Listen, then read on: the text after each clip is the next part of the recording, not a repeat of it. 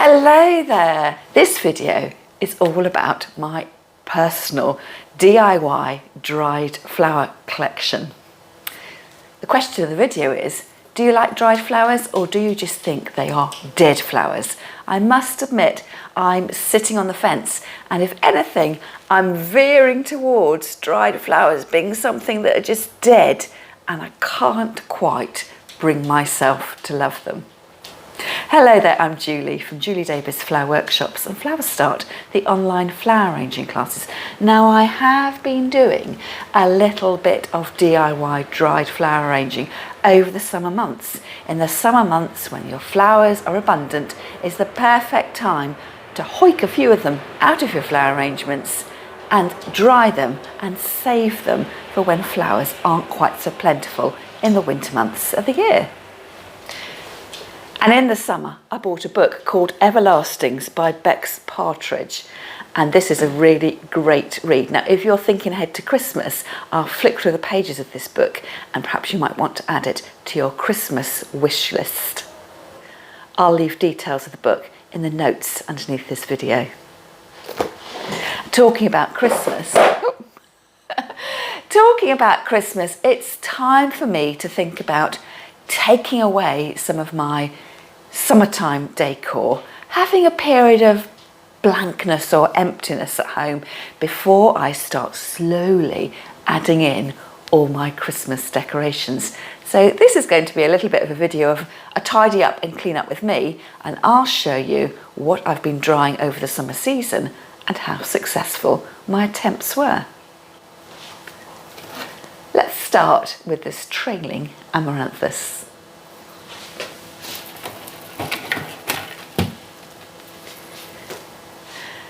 Now, I don't know whether you watched the series of videos I filmed over the summer months. I treated myself to a subscription of 4 buckets of fresh flowers from our local flower grower. And in one of the buckets was this trailing amaranthus. This is now a sort of straw parchment-like colour, but originally I think it was a pale green rather than being yellowy, and it dried really nicely. And how did I dry it? Well, I just took it out of water and hung it upside down on this peg rail in my kitchen. Easy peasy. Lavender's always good as well for drying. Now this lavender here, can you see it's got lots of the natural purple colour? This is because I cut it quite early in the season before the flowers had started to actually open. I have got some more lavender which I've saved, which was cut right at the end of the season before my husband was trimming back the lavender hedge in our front garden, and I must remember to show you a picture of that so you can see what the early season dried lavender looks like and then what the later season dried flower looks like. So this has got a lovely scent, and because I did pick it early in the season, it's got a real intensity of colour too. So I cut the stems, bound them together with an elastic band, and then used that elastic band to, you've guessed it, hang it on my peg rails. And that's what I love about my peg rail. Oh, I've dropped something. And that's what I love about my peg rail. It's functional but decorative too. Do you recognise these? They're dahlias. Now this was my only potential failure. I absolutely love having fresh flowers at home, and if you've been following me for a while, you'll know that I always give the advice that how you must keep your flowers out of direct sunlight and out of the way of heat sources. Now, I didn't do that. When I had this bunch of dahlias, I wanted to put them where I could enjoy them, which happened to be right down here in my kitchen, which is right in front of a window. And within 2 days, my flowers had died. Or had they dried? It was like a instant freeze drying process, but occurred naturally in the vase. And talking about drying in the vase, that was the inspiration for Bex Partridge when she wrote her book, and she discovered the beauty of flowers from leaving her flowers too long in the vase. Have you ever done that? I've done it before with gerbera, which seem to dry beautifully, and also roses. If you just keep them in a vase and forget about them, they will eventually dry. So I'm not quite sure about these. I can see that they've got some wonderful texture to them. Quite like the colour palette here. These would have been peachy, sort of salmon pink dahlias, a really dark burgundy, and then the whites as well. So perhaps I don't like them because I've just got them bundled up and I perhaps need to put them to use. So why don't you let me know, should I make an arrangement of long stems, a vase of dried flowers? Or perhaps I should cut them short and make myself an indoor seasonal door wreath. Some lovely soft grasses here. Again, these were from the bucket that I got from my flower grower, the subscription I had over the summer. Now, one word of advice, of course, you could dry your flowers in the vase and just take out the dried bits before you get rid of the dead bits when you put this on the compost heap. But ideally, you either need to decide to enjoy your flowers as cut flowers in a vase, or you need to dry your flowers. So my advice would be, if you are thinking of drying flowers, is actually to intentionally dry them. Don't put them in the vase because they will continue to mature. You want your dry plant material to be in tip-top condition before the petals have opened up and become weak and fall off, before the seed heads have opened up and start to shatter. And this is what I did with this dried grass here. So it hasn't gone all that through that fluffy seed making stage. And if I wanted to, I could always spray this with hairspray just to keep it all together so it doesn't drop. But it's a nice wafty natural movement to it. Do you know what this one is? It's a Achillea, sometimes known as yarrow. You might recognise yarrow as being that acid yellow flower, which has got a slightly more dense head than this one. But this was a soft pink yarrow that never sat in my vase. And it probably just took 3 or 4 days to dry in the height of summer, and it has retained that lovely pink dusky colour.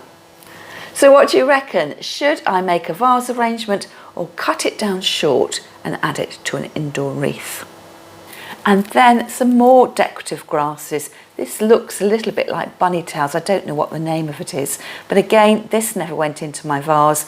I immediately took it, bound it with my elastic band and hung it upside down. So what I've got along my peg rails, I've actually got some fairy lights with little clips, sort of like bulldog clips, so it gave me lots of places to hang my grasses. And what I tended to do, elastic band on the top and then separate out the stems and then hooked those over the little clips I've got on my fairy lights. This was practically dry as soon as it arrived, just because of the nature of it being a grass, but it took probably again just 3 or 4 days or a week in the height of summer to actually totally dry out. And you'll notice here that this walkway is quite dark. It connects my living room to my kitchen, which is south facing, but it's not in direct sunlight, so nothing has faded. And also there's a good air circulation as well. So if you are going to dry your own flowers, do it in a cool, darkish room with plenty of airspace. You don't want your flowers fading and you don't want them rotting. And on the subject of rotting flowers, have you checked out my video when I showed you my absolute disaster when I tried drying lavender a few years ago? I left my lavender clippings in a canvas roll bag just for 3 or 4 days, and then when I came to unwrap it, every single stem had rotted, although the flower heads themselves looked absolutely beautiful. I'll try and remember to find that video and link it for you in the description under this one, and then you can have a little bit of a laugh at my expense.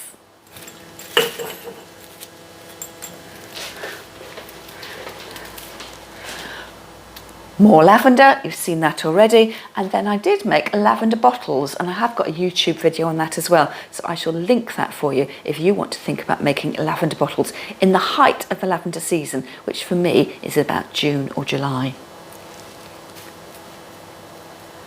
And I think this is dried marjoram or oregano. My husband gardens for wildlife, and he'd put some herbs in a hanging basket under our pergola, and I did just notice that these had started to dry out, so I've whipped them out of the hanging basket and then I can use them as a different texture in my next dried flower arrangement. I'm always saving elastic bands. I think these ones came from spring onions. And woo! A right old collection here. Hops. So here we are in the Garden of England, and we have the historic local brewery, Shepherd Neame, operating town since the 1800s. So every year we have a hop festival in the first weekend in September. And I've displayed my dried hops across my husband's hat. I think it's probably time for that hat to be put away. I'm not entirely sure whether I'm going to keep these. They might head out straight to the compost heap. Hops have a naturally hoppy smell, and because they've got all those tiny flowers, they do seem to shatter quite easily. But I guess if I'm careful, it'll be fine. And that's the other thing to think about, is how you're going to store your dried materials. So I guess the easiest way to store them would be in long length and perhaps in a vase arrangement. You don't want to necessarily be storing them flat in a box, because these materials will get squashed by the other materials that you lie on top. Do you know what this is? This is echinops, the blue thistle. And again, they are stems I took out of the bucket of flowers that I got from my local flower farmer before I'd even used them in an arrangement. And that's why I've got these lovely straight stems. Now, some of the echinops has started to flower, because although you take the flowers out of water, out of the bucket of water they arrived in, they will still continue maturing. Now, what will happen here is you get this fluffy texture, which looks quite nice, but I'm just concerned that that is prone then to shattering. The life cycle of that flower head has moved on to such a point that you no longer get this really compact head. So I reckon I can use these and save these, but possibly after a while this head might shatter and open. We'll just have to wait and see. Now, one flower that you can dry quite easily if you haven't got a garden and you don't want to take a subscription out for your flowers from your local flower grower is Gypsophilia, or baby's breath you might know it as.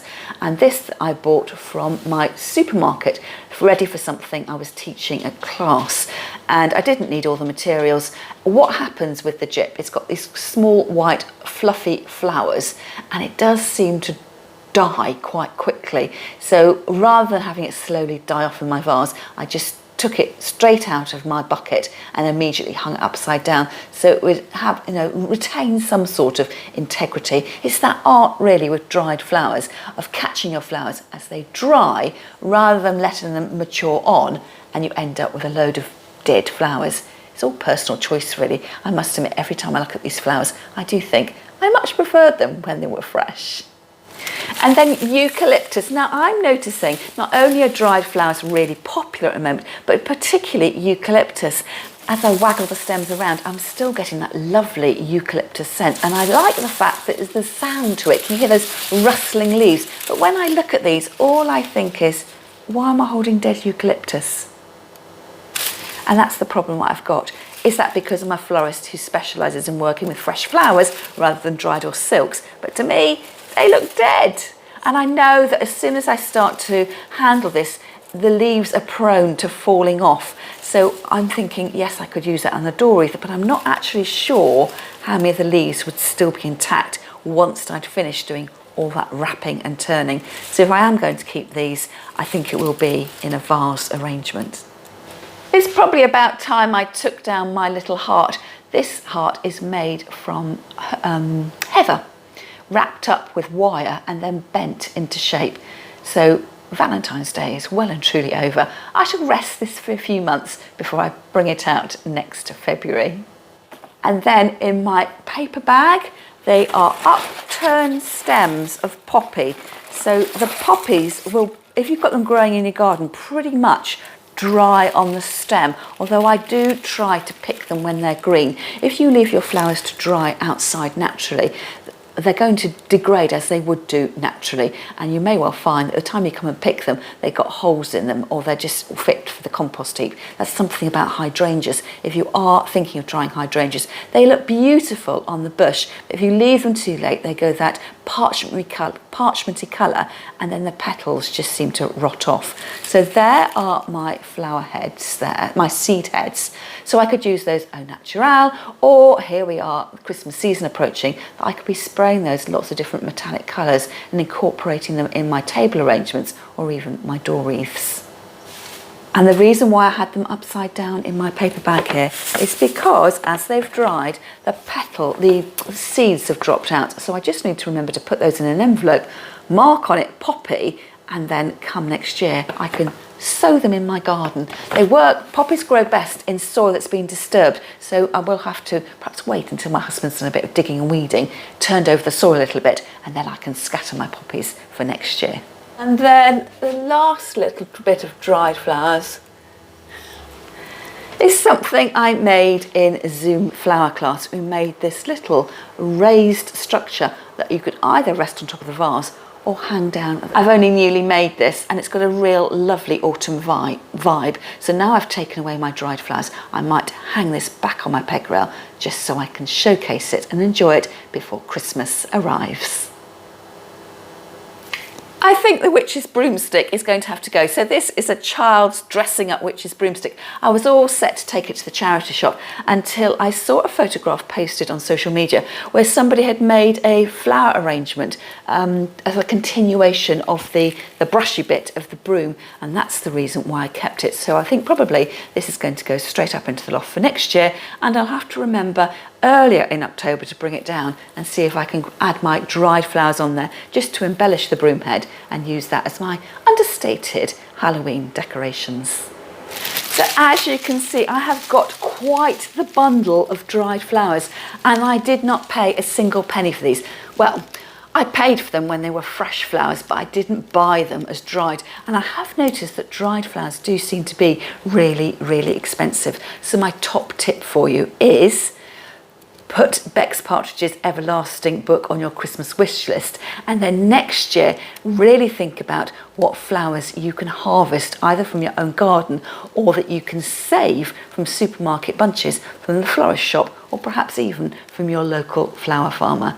That's all from me for now. Don't forget to give the video a thumbs up, leave me a comment. Why not share the video with one of your flower arranging friends? That's all from me for now, and I'll see you again next time.